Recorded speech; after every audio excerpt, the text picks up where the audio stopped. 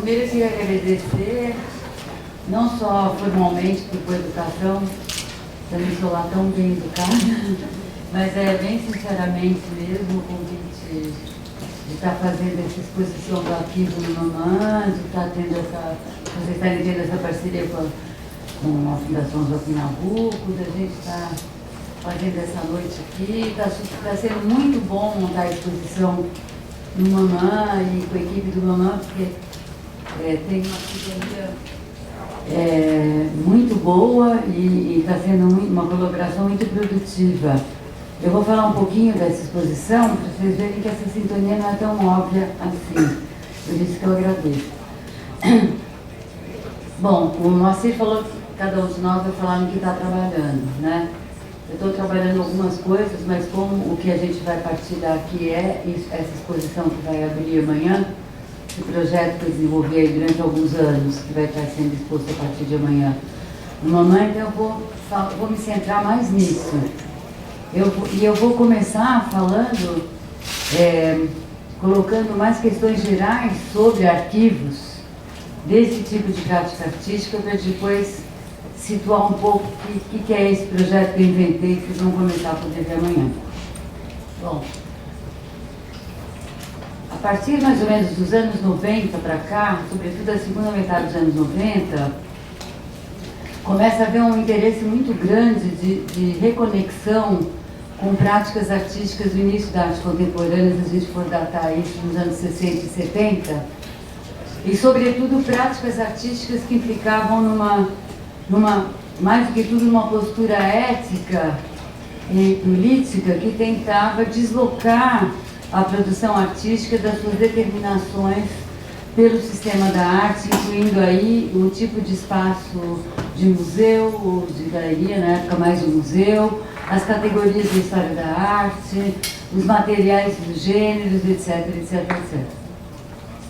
E esse movimento, nos anos 60, que não acontece só nas artes plásticas, como todos nós sabemos, o movimento contracultural era um movimento muito amplo de uma transformação dos modos de existência e que também estava acontecendo em todos os campos da cultura. E se a gente for falar assim, muito por alto, de algo que seria fundamental daquele momento, e que é isso que eu penso que começa a tentar ser resgatado e ativado a partir dos anos 90, é uma dimensão das...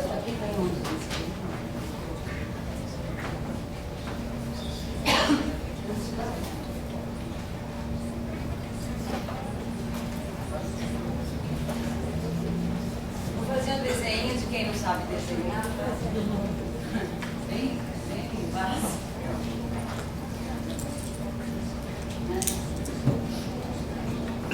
É uma dimensão.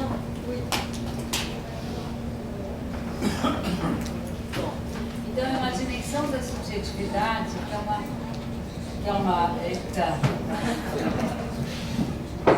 Vocês têm que nem falar sobre isso, pode, né? A tecnologia seria dela.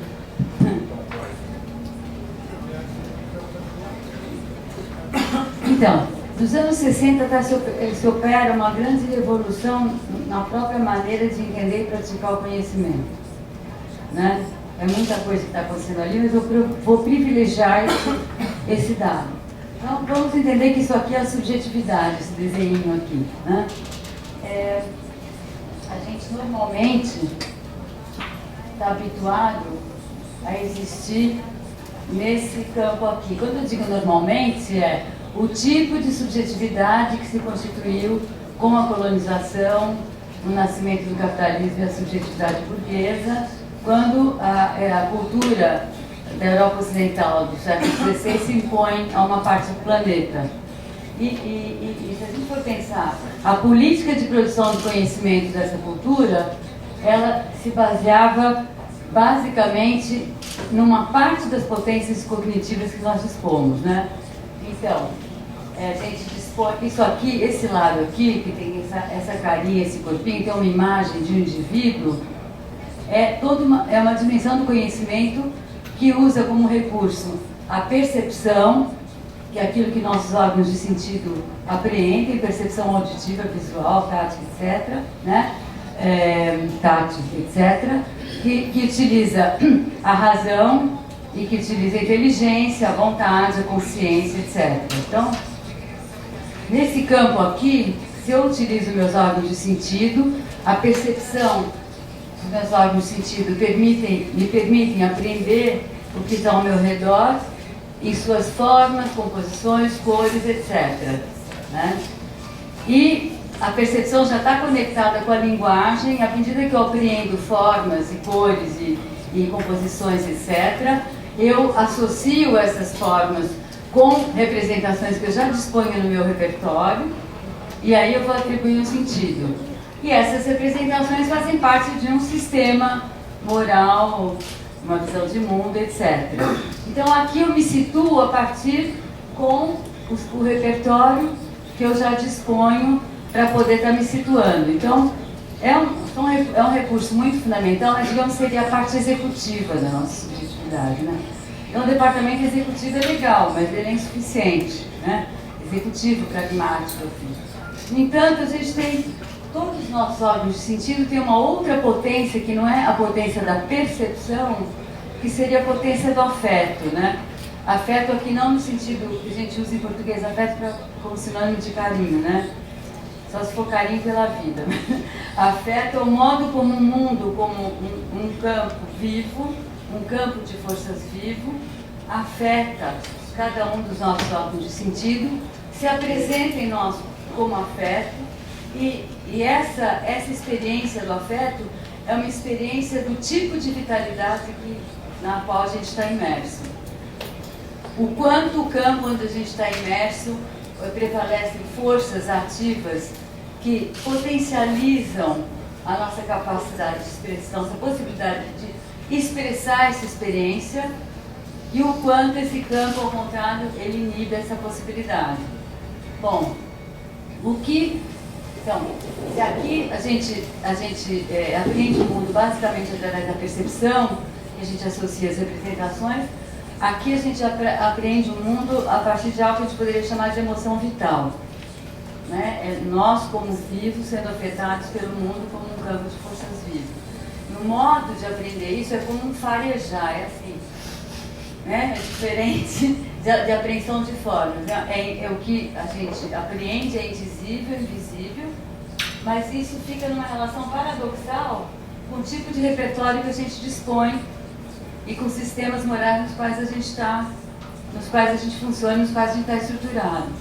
E esse paradoxo entre essa experiência do mundo nas suas formas de vitalidade e a percepção e as representações são dois modos de apreensão do mundo que não são opostos um ao outro, mas são radicalmente diferentes, e é uma relação paradoxal. E essa tensão entre esses dois modos de apreensão que vai desencadear, que produz uma tensão, né, porque é um paradoxo, que produz uma tensão, esses momentos em que a gente fica no estado de fragilidade e meio desmapeado, como no filme do Woody Allen, Procurando Harry, né? Que o Harry de repente fica sem rosto, assim, sabe esses momentos que a gente está assim, né? São momentos muito preciosos em que a experiência vital que a gente está fazendo no mundo está trazendo uma coisa muito fundamental e que não bate com o nosso repertório. E a gente fica meio que desmapeado, né? E essa sensação dessa tensão que desencadeia a necessidade de criar algo que vai tornar sensível essa experiência no nosso repertório atual, no nosso modo de existência. Isso pode se atualizar numa obra de arte visual, musical, cinematográfica, etc. Mas pode se atualizar também num texto teórico e pode se atualizar numa transformação do nosso modo de existência, nossas formas de sociabilidade, etc. Eu estou falando tudo isso só para poder falar o resto. Só entender do que eu estou falando. Então, o que acontece? Indo muito rápido. Primeiro, a operação da colonização, a gente sabe muito sobre a colonização do ponto de vista daqui, do ponto de vista visível, visível dos fatos, etc. e tal. Mas tem uma operação fundamental da colonização de parte do planeta pela cultura da Europa Ocidental, e não falando da Europa inteira, Europa Ocidental. Porque essa cultura se impôs também a outras culturas presentes na Europa, como a cultura mediterrânea, as culturas da Europa do Leste, etc., que não funcionavam dessa maneira. O que caracteriza essa cultura é o recalque dessa experiência do mundo e a redução do pensamento à razão.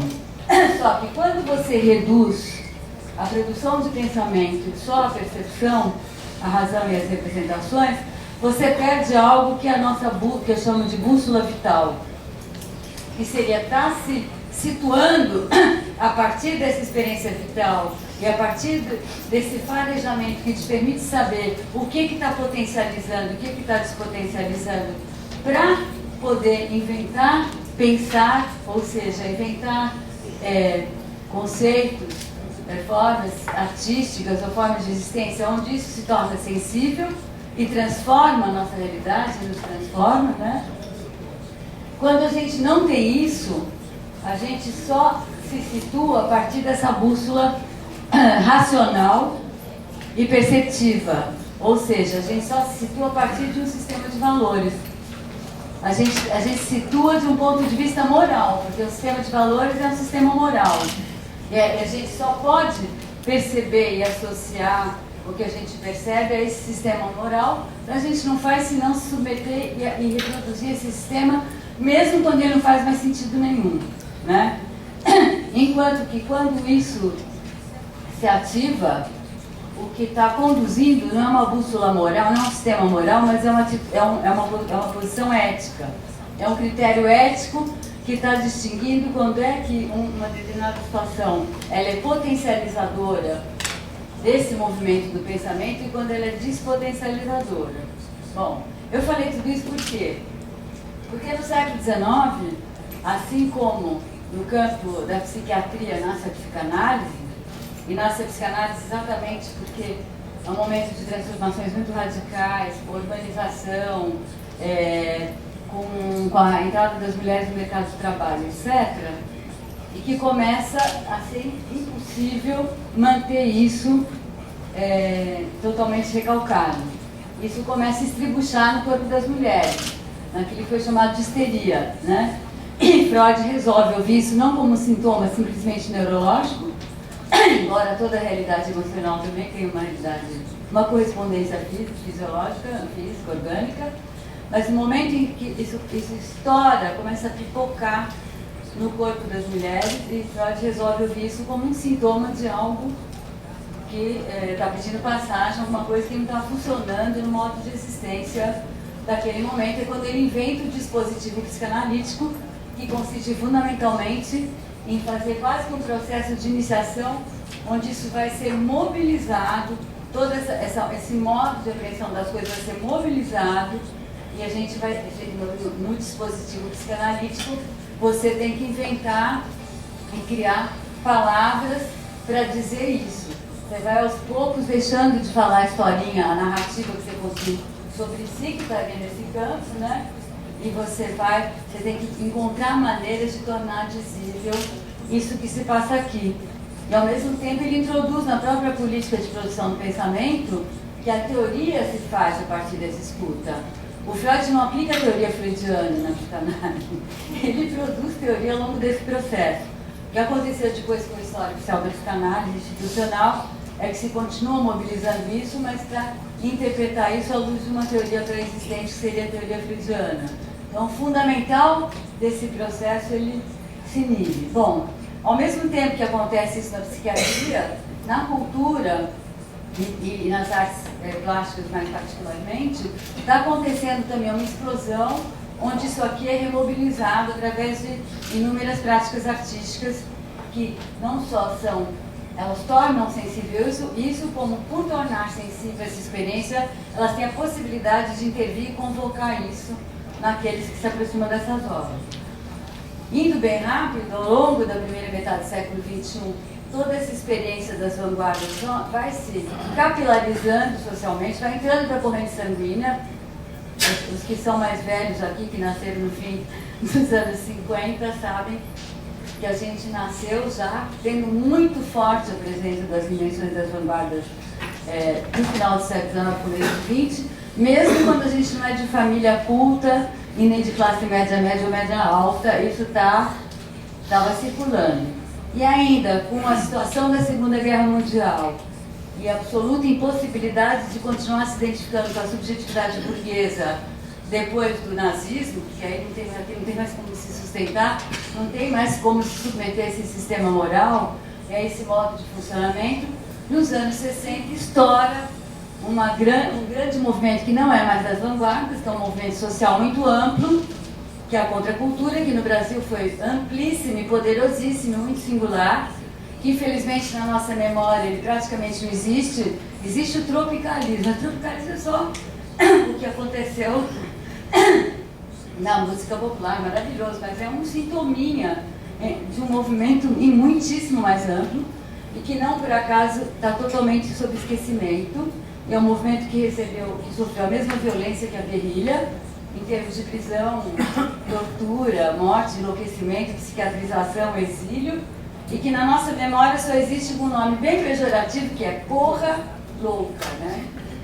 Ou desbunde, ou tem mais um qualquer, bicho grilo, enfim, isso foi totalmente aplastrado. Não importa, porque quando eu falo de aplastrado, não interessa manter isso, os grandes anos heróicos, isso é uma bobagem. Grandes heróicos são dias heróicos são todos os dias ou nenhum é heróico, né? Mas enfim, não por acaso com a ditadura essa experiência ela está totalmente sob esquecimento, como também a experiência militante dos anos 60 e 70 ela é monumentalizada e tornada heróica em suas formas, mas nenhum de nós sabe, os mais novos, né, o que era viver daquela forma. A gente sabe que houve gente corajosa, que pegou as armas e tal, lutou contra a ditadura. Mas o que era fazer esse tipo de experimentação na existência, a gente não sabe.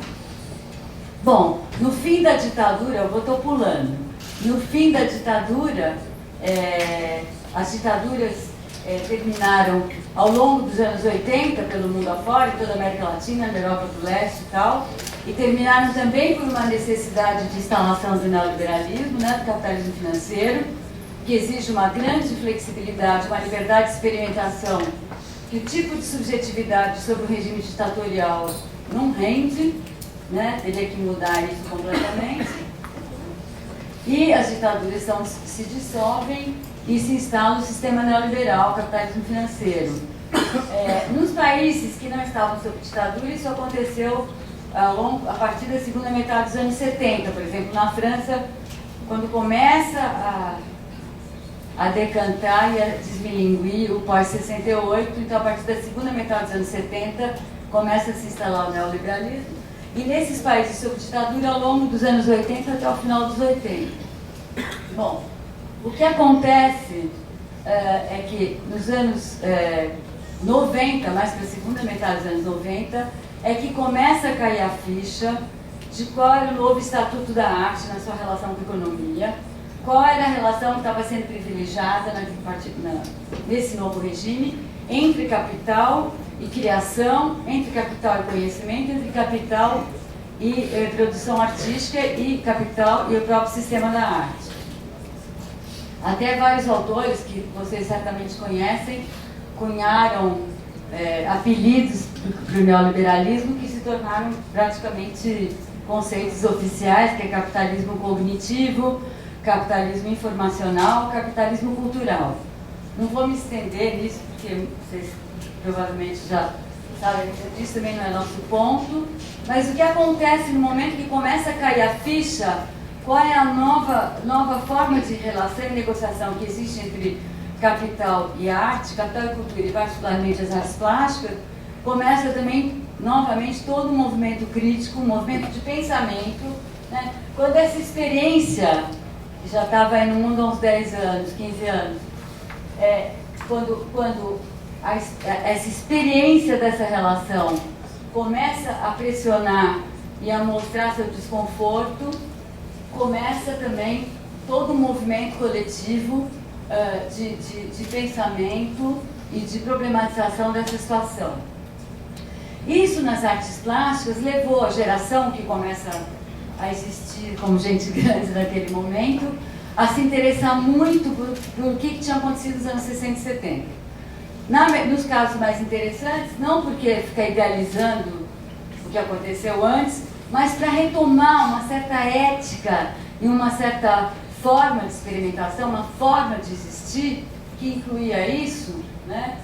Para poder estar ativando isso no presente, o que implica não em ficar retomando as formas do passado, mas em ativar isso para criar, tornar sensível experiências do presente que estavam pedindo passagem e transformação dessa relação entre capital e cultura, de forma a manter ativa a experiência que é desencadeadora da produção artística.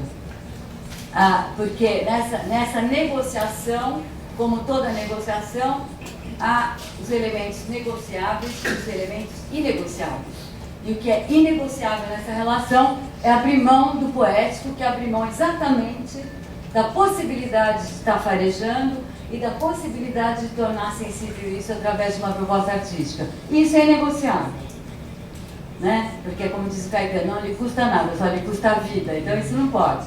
Então começa-se a pensar mil outras maneiras de estar retomando isso, claro, que não tem mais nada a ver com o que se produziu naquela época, mas tem a ver com uma atitude, né?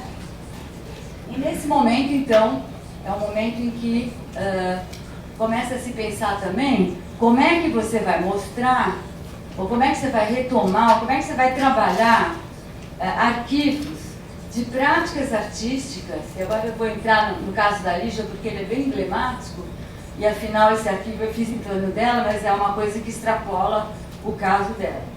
Se a Lígia Clark, a partir de 1963, que é muito, muito precoce isso no tempo, a partir de 1963, ela passa a fazer irreversivelmente, até o final da vida dela, em 88, práticas artísticas que só existiam quando elas produziam a mobilização disso, quando elas produziam esse tipo de experiência. Então, por isso que eu chamei de obra, tracinho, acontecimento.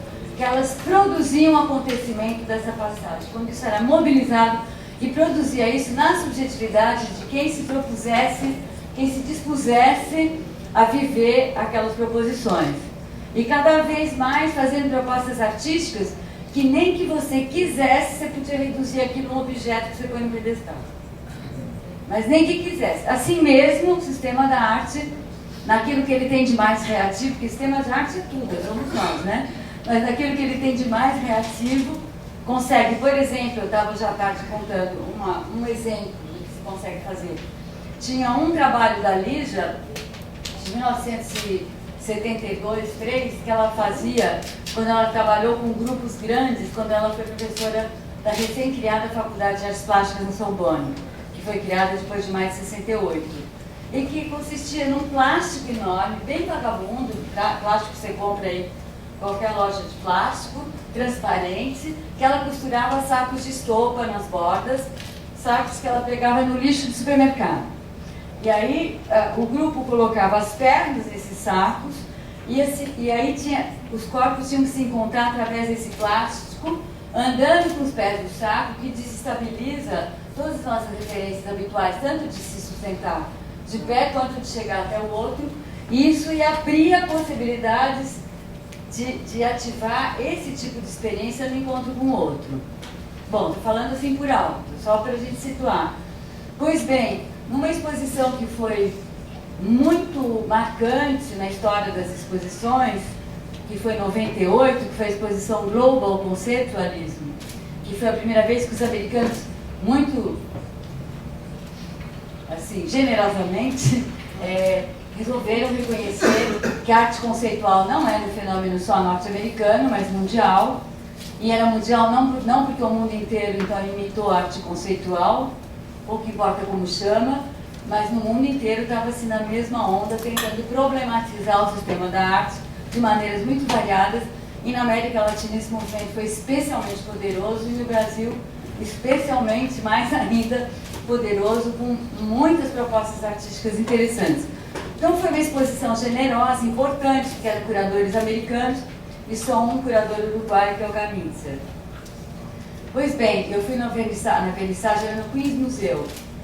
Eu fui na vernissagem dessa exposição, e a sala da Lígia, que a Lígia então finalmente estava ali, e na sala da Lígia, esse plástico com esses sacos de estopa costurados nas bordas estava em cima de um pedestal. Eu fiquei muito deprimida. Então ele chama de sublime ação, porque o que constitui fundamentalmente essa ética é você fazer todo o esforço o tempo inteiro para estar fazendo a sublime ação, que é essa potência vital com esses recursos, poder fazer essa passagem, se tornar sensível e transformar o tempo todo o sentido e as formas de realidade, etc. Então, é legal que eu pergunto, porque me permite deixar bem claro que eu não estou falando, o corpo, eu sou contra a representação, porque isso é falso problema.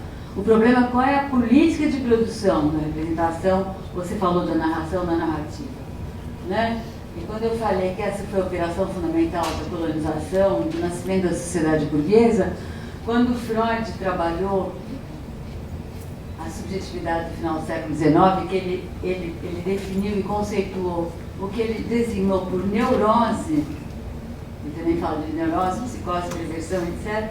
A neurose não é um dado aleatório, é um modo dominante de funcionamento da subjetividade na sociedade burguesa, que consiste no recalque disso aqui.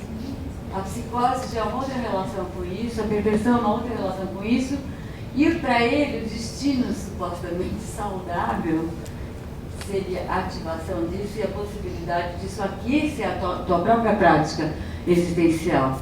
É você fazer tua sublime ação, e não, sublime ação o tempo inteiro, e não ceder à exigência de produzir tua sublime ação, de praticar isso, né?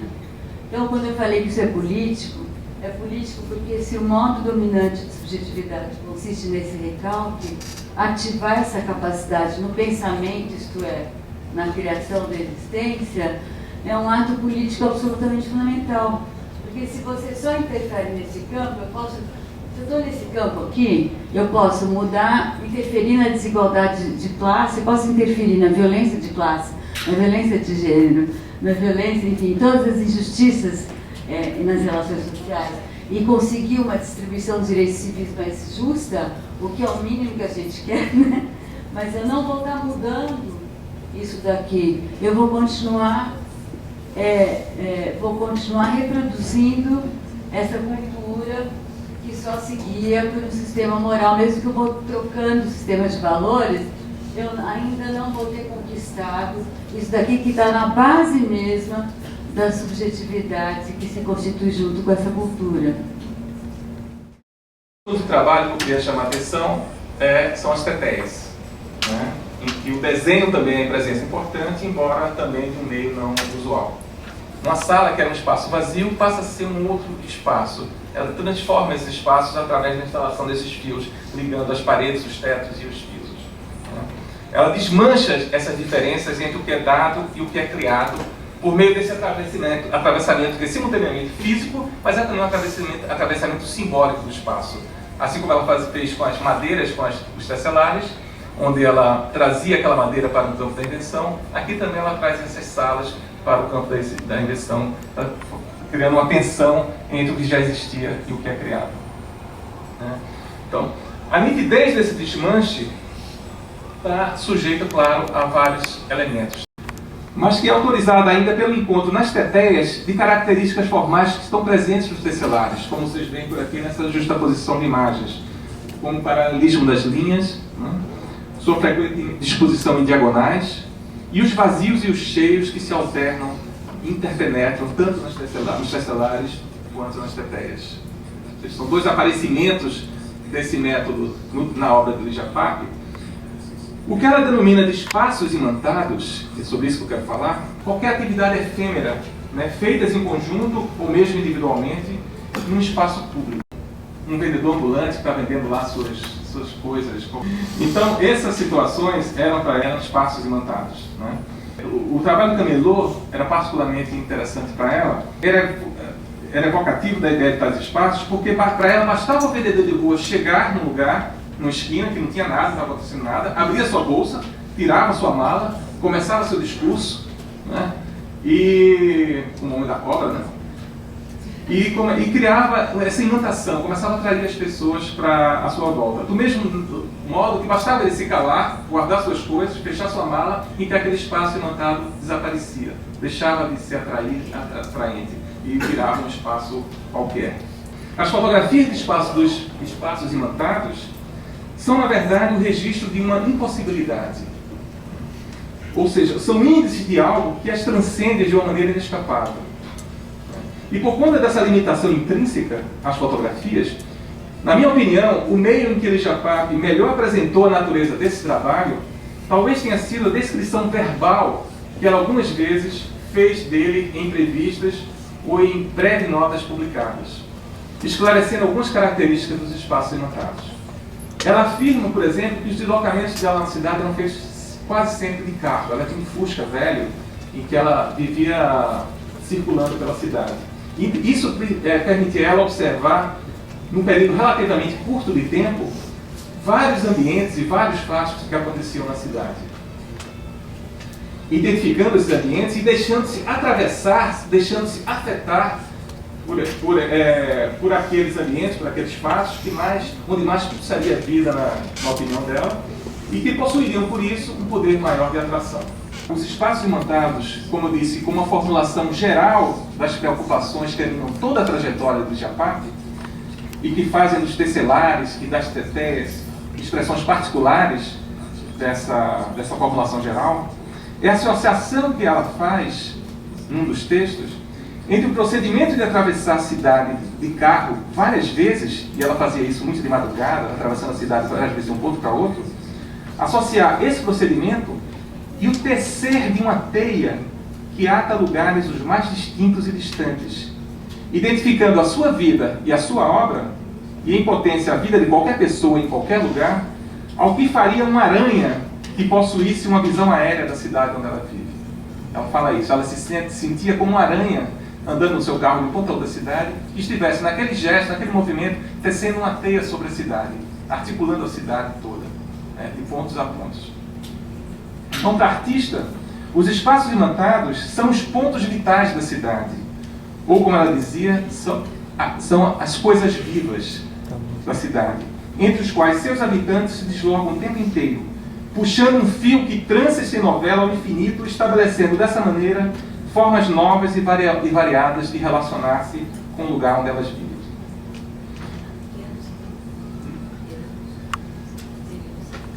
Ela fez essas fotos de 68 até perto da morte, mas a partir de 68. Então, é um processo, ela considerava esse trabalho como um processo de intercruzamento de trajetos que não obedece a plano prévio algum, que cada pessoa faz sua trajetória, desce a sua teia sobre a cidade, e que ignora diferenças entre autores e espectadores, compondo uma história única e também múltipla. Então, embora a imagem de uma teia-cidade vista de cima remeta à ideia de um mapa, quando a gente pensa numa cidade vista de cima, uma teia articulando trechos da cidade que remeta à ideia de um mapa, há uma distinção importante que eu acho que precisa ser feita aqui entre essa ideia da teia-mapa, ou da cidade-teia, e a ideia de um mapa. Porque, como eu falei no início, enquanto as construções cartográficas, os mapas, são a tentativa de tornar legível, por meios gráficos, e a partir de uma única e ampla visada sobre um determinado território, a experiência de percorrer esse espaço, elas também ocultam, os mapas também ocultam, todas as nuances, todas as hesitações, todas as descobertas que ancoram a feitura dos mapas. Os mapas se apresentam como algo resolvido, totalizante.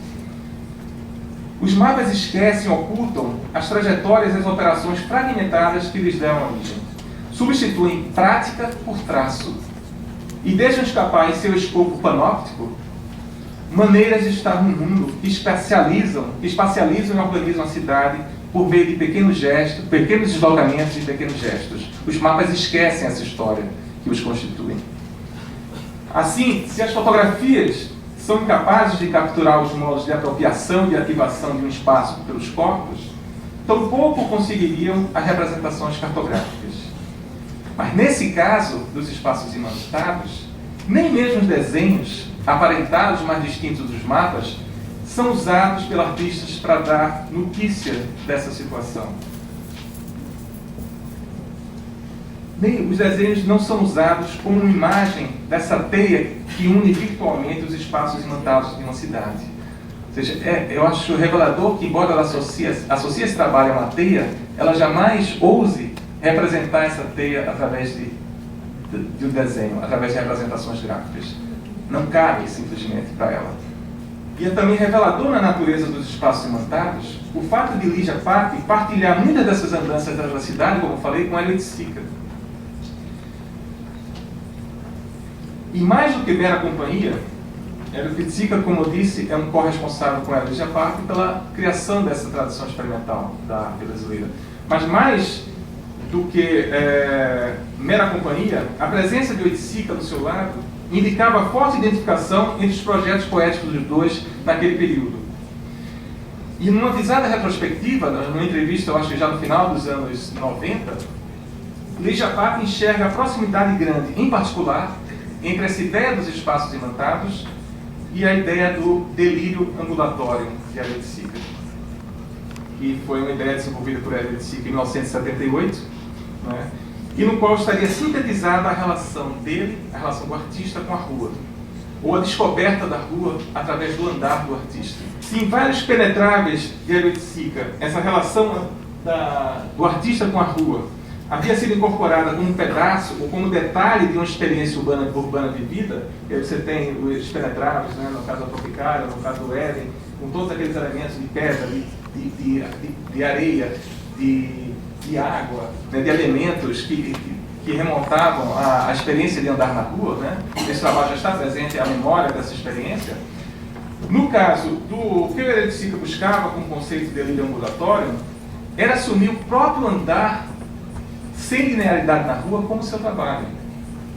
Assim como Lígia Pape, também o Elliot Sica identificava nas suas caminhadas pelo Rio de Janeiro lugares e situações que tinham para ele um significado, como que chamava, concreto e vivo, né? Que o faziam querer, de algum modo, aprender essa experiência, capturar essa experiência. E aqui há distinções claras entre os projetos dos dois artistas, de Lígia Pape e de Elliot Sica. Porque, em vez da visão aérea e abrangente da cidade que Lígia Pape queria obter, através dessa visão da aranha sobre a cidade, Elliot Sica via a cidade desde o chão, em uma parte de cada vez.